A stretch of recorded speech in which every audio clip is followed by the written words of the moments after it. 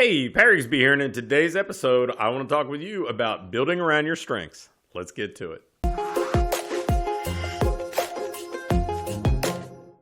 If you've listened to any number of my episodes, read any of the stuff that I put out, you're familiar with my background as a college baseball coach.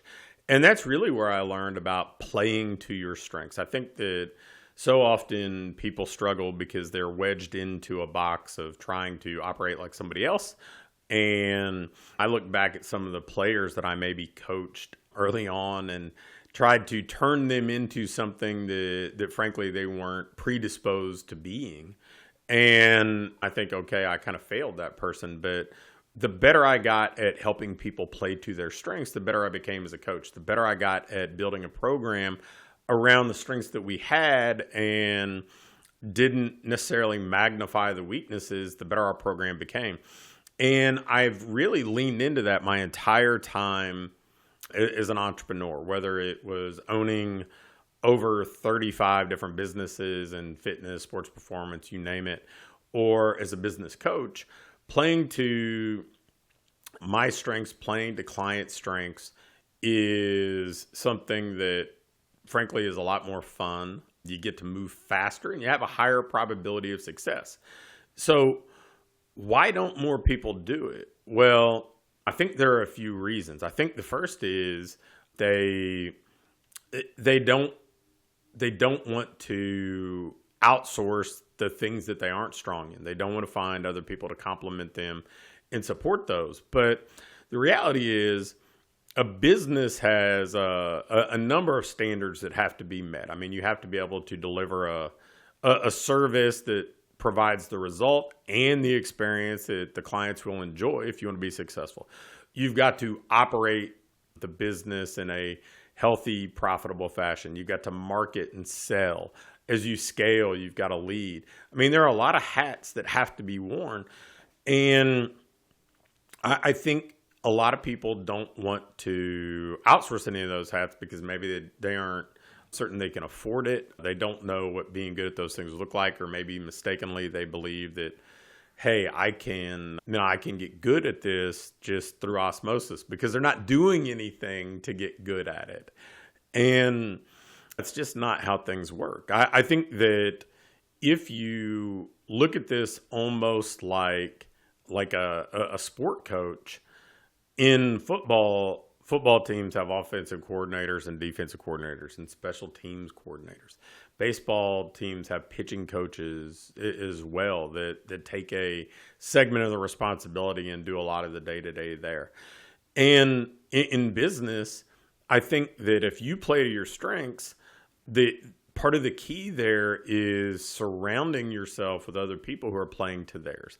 As I record this episode, I know that the role that I'm going to play in this is I've got to be the person providing the content, the insights, the intellectual property, if you will.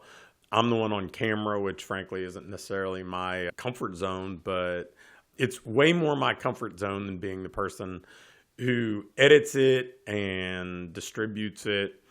So I lean on somebody else that's part of their strength, that kind of toolbox of strengths that they have.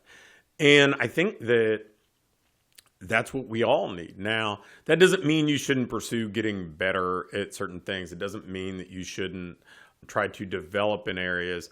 But if you get to a point and you're like, man, this part of this business, it's just not ever going to be comfortable for me. I'm not going to enjoy it. And it saps the energy out of me. And it makes the areas that I am strong in worse because I'm not the best version of myself when I'm doing those things. Then I would encourage you to say, okay, I got to find somebody else to do this. And if you're like, well, my budget's too tight, I can't do it, then find some incentive-driven way to get somebody else to do it where it is more performance-driven and maybe less of a guaranteed compensation. And you're going to be able to find people who work that way. Now, not everybody does. Some people are more security-minded, some are more opportunity-minded. But if you can find somebody who is eager to be more of a performance-driven person, man, you can do some big things that way. So if you want to reach your potential, odds are you're not going to be able to get there alone. I mean, this idea of, hey, I am self-reliant and I'm self-made is such a fallacy. I mean, it's all a team sport. Even if you're a solopreneur, you've got people around you that are supporting you in some way, shape, or form, right? Whether it's an accountant or, I mean, I know the most successful solopreneurs in our landscape do great, but they also hire independent contractors or other outside consultants or providers to help them become the best version of themselves. And so understand that this whole entrepreneurial thing is a team sport, regardless of the model you choose.